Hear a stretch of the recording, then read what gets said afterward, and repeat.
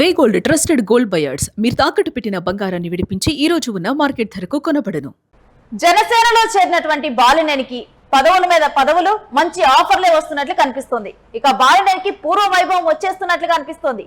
మాజీ మంత్రి బాలినేని శ్రీనివాసరెడ్డికి కీలక బాధ్యతలు దక్కాయి. ఇప్పుడు జనసేన బలోపేతం మీద పవన్ కళ్యాణ్ స్పెషల్ ఫోకస్ పెట్టారు. ఇక చేరికల సమన్వయం కోసం జాయినింగ్స్ కమిటీని ఏర్పాటు చేశారు. 14 మంది సభ్యులతో కూడినటువంటి ఏపీ కమిటీని ప్రకటించారు డిప్యూటీ సీఎం పవన్ కళ్యాణ్. ఇక ఈ చేరికల కమిటీలో మాజీ మంత్రి బాలినేని శ్రీనివాసరెడ్డికి చోటు దక్కింది. ఇతర పార్టీల నేతలను జనసేనలోకి ఆహ్వానించటమే లక్ష్యంగా ఈ కమిటీని ఏర్పాటు చేశారు. దీంట్లో విద్యావంతులు, సామాజికవేత్తలు, తటస్థులపై జనసేన ఫోకస్ చేస్తూ ఉంది. ఇక పార్టీ విస్తరణ కోసం పవన్ కళ్యాణ్ సరికొత్త వ్యూహాన్ని సిద్ధం చేశారు. మరొక వైపు చూస్తే ఇప్పటికే బాలినేనికి రాయలసీమ, ప్రకాశం, నెల్లూరు జిల్లాల బాధ్యతలు అప్పచెప్పారు. స్థానిక సంస్థలు డీలిమిటేషన్ ప్రక్రియపై బాలినేని పర్యవేక్షణ ఉంటుంది. ఇక తాజాగా జాయినింగ్స్ కమిటీలోను బాలినేనికి అగ్ర తాంబూలం అందింది. ఇక ఈ అంశాలన్నిటికీ సంబంధించినటువంటి డీటెయిల్స్ మా ప్రతినిధి కిరణ్ అడిగి తెలుసుకుందాం. కిరణ్, బాలినేనికి పూర్వ వైభవం వస్తుందా, ఏంటి డీటెయిల్స్? పవన్ కళ్యాణ్ పార్టీని బలోపేతం చేసే దిశగా కీలకమైన చర్యలు తీసుకుంటున్నారు. అదే విధంగా ఆయన వ్యూహం ప్రకారం ఆ రాజకీయాల్లో ముందుకెళ్తున్నారని స్పష్టంగా అర్థమవుతుంది. ఎందుకంటే ఢిల్లీలో నిన్న నిర్వహించిన సమావేశం కావచ్చు, బాలినేని పట్ల నేరుగా పవన్ తీసుకుంటున్న నిర్ణయాలు. గతంలో స్థానిక సంస్థల ఇన్ఛార్జ్ గా ఆయన నియమించారు. దాదాపు 4 జిల్లాలకు ఆయన ఇన్ఛార్జ్ గా వ్యవహరిస్తున్నారు. ఆయా జిల్లాలో పార్టీకి సంబంధించిన సమన్వయ భేటీలు నడుపుతున్నారు. అటు టీడీపీ, ఇటు జనసేన పార్టీ కార్యకర్తల మధ్య సంధానకర్తగా వ్యవహరిస్తున్నారు. బాలినేనికి జనసేనలో అత్యధిక ప్రాధాన్యత దక్కుతుందని స్పష్టంగా అర్థమవుతుంది. ఇటీవల సీఎం చంద్రబాబు నాయుడుతో భేటీ అయ్యారు. భేటీ అయిన తర్వాత కూడా ఆయన కీలకమైన నిర్ణయాలు తీసుకుంటున్నారు. వరుసగా ఏవైతే పవన్ కళ్యాణ్ పార్టీ బలోపేతం చేరికల పైన దాదాపు 14 మందితో ఒక కమిటీ నియమించారు. ఈ కమిటీ రాష్ట్ర వ్యాప్తంగా టీడీపీ, జనసేన, బీజేపీ నేతల మధ్య సఖ్యత కుదర్చడమే కాకోకుండా ఆయా పార్టీకి సంబంధించిన నేతలు పార్టీలోకి కేవలం అవకాశం కోసం వస్తున్నారా, అవసరం కోసం వస్తున్నారా అనే అంశాలు కూడా క్లారిటీగా గమనించిన తర్వాతనే పార్టీలో చేర్చుకోవాలంటూ పవన్ దిశానిర్దేశం చేశారు. చేరికల కోసం దాదాపు 14 మందితో కమిటీ నియమించారు. ఈ కమిటీలో అత్యధిక సీనియర్, గతంలో వైసీపీలోను అంతకుముందు కాంగ్రెస్ లోను పనిచేసిన బాలినేనికి అత్యధిక ప్రాధాన్యత ఇస్తున్నారు. బాలినేని ఇటీవల రాజకీయాల్లో యాక్టివ్ అయ్యారు. ప్రకాశం జిల్లాతో పాటు నెల్లూరు, కడప, చిత్తూరు లాంటి స్థానిక సంస్థలకు ఇన్ఛార్జిగా ఉన్నారు. నేతలతో భేటీ అవుతున్నారు. రాబోయే స్థానిక ఎన్నికలను దృష్టిలో పెట్టుకుని ఆయన పలు కమిటీలు వేస్తున్నారు. పార్టీని బలోపేతం చేసేగా ఇటు పవన్ ఇచ్చిన ఆదేశాల మేరకు బాలినేని ప్రయత్నాలు చేస్తున్నారు.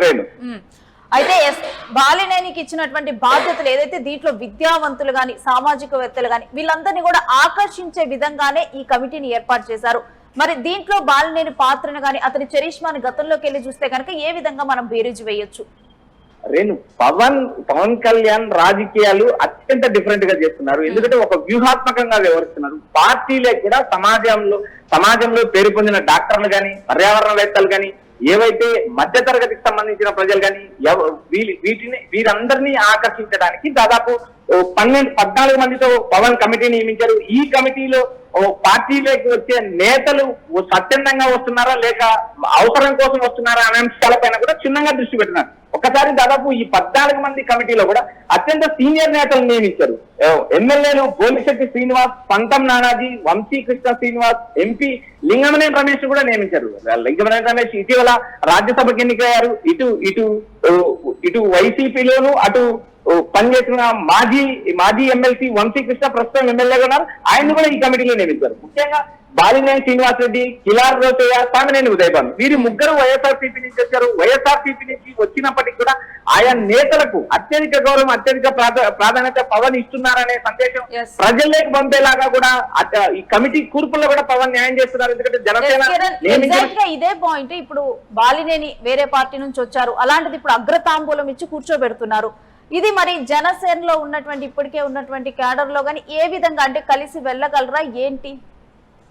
పవన్ కళ్యాణ్ ఇప్పటికే పార్టీ నేతలకు, కార్యకర్తలకు ఒక స్పష్టమైన దిశానిర్దేశం చేశారు. తనతో నడిచే వారే తన వాళ్ళు, తనతో నడవని వారు తనపైన విమర్శలు చేసే వారి గురించి తాను పట్టించుకోనంటూ ఆయన స్పష్టమైన సందేశం ఇచ్చారు. ఇటీవల నాగబాబు కూడా నేరుగా కార్యకర్తల సమావేశంలో కూడా హింట్ ఇచ్చారు. అధినేత చెప్పిన ప్రకారం నడవండి, అధినేతను మనం ప్రశ్నించాల్సిన అవసరం లేదు అనే కోణంలోనే నాగబాబు చేసిన వ్యాఖ్యలు కూడా మనం చూసాం. ఇక్కడ ప్రధానంగా పవన్ తీసుకున్న నిర్ణయమే అంతిమ నిర్ణయం. ఎందుకంటే బాలినేని శ్రీనివాసరెడ్డి చాలా రాజకీయాల్లో అత్యంత సీనియర్, ఇతర పార్టీ నుంచి వచ్చినప్పటికీ కూడా పవన్ కళ్యాణ్ పట్ల విధేయతతో వ్యవహరిస్తున్నారనే అంశం రాష్ట్ర రాజకీయాల్లో స్పష్టంగా కనబడుతుంది. అదేవిధంగా సీఎం చంద్రబాబు నాయుడు ఇటీవల సమావేశం నేపథ్యంలో కూడా నేరుగా ఆయన దర్శి నియోజకవర్గానికి ఇన్ఛార్జ్ గా వేస్తున్నారని కూడా ప్రచారం జరిగింది. ఇక్కడ నేతల మధ్య, పార్టీల అధినేతల మధ్య కూడా సమన్వయంతో వ్యవహరిస్తున్నారు. పవన్ పట్ల బాలినేని అత్యధిక చిత్తశుద్ధితో ఉన్నారని అంత స్పష్టంగా కనబడుతుంది. పార్టీ కమిటీల్లోనూ రాయలసీమ లాంటి జిల్లాల బాధ్యతలు అప్పగించడం వెనక బాలినేని సీనియారిటీని ఉపయోగించుకునే యోచనలోనే పవన్ ఉన్నారని స్పష్టంగా అర్థమవుతుంది. చేరికల కమిటీలో కూడా ఎవరైతే సామాజికంగా సామాజిక అంశాలతో పాటు పర్యావరణంగా మాజీ ఐపీఎస్ ఇలాంటి వారిని రాజకీయాల్లోకి ఆహ్వానించడానికే పవన్ ఒక నూతన వరణ సృష్టించబోతున్నారు. ఆ నేపథ్యంలో భాగంగానే బాలినేని లాంటి సీనియర్ నేతలతో కలిపి బాలినేని ఆధ్వర్యంలో అతని సీనియారిటీతో చేరికలు ఇప్పుడు జనసేనలో పెరగబోతున్నాయా? ఇంకా వైసీపీ నుంచి తటస్థంగా ఉన్నటువంటి వారిని ఎవరినైనా జనసేనలో చేరేటువంటి అవకాశం ఉందా? బాలినేని ప్రభావితం చేయగలుగుతారా వాళ్ళని? వేణు, బాలినేని శ్రీనివాస్ రెడ్డి ఒక బలమైన సామాజిక వర్గానికి సంబంధించిన నేత, గతంలో 2 సార్లు మంత్రిగా పనిచేసిన అనుభవం.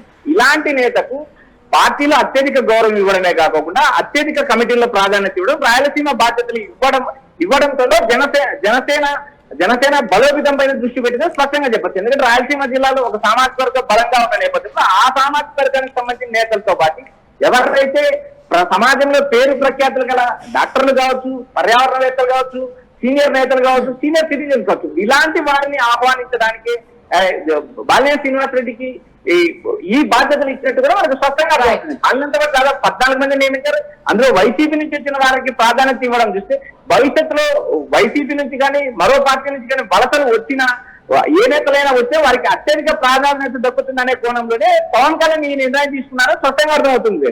Right Kiran, thanks for the details. ఇక బాలినేని సీనియారిటీకి జనసేనలో అత్యధిక ప్రాధాన్యత దక్కుతుంది. రాయలసీమ, ప్రకాశం, నెల్లూరు జిల్లాల బాధ్యతలు ఇప్పటికే బాలినేని నిర్వహిస్తూ ఉన్నారు.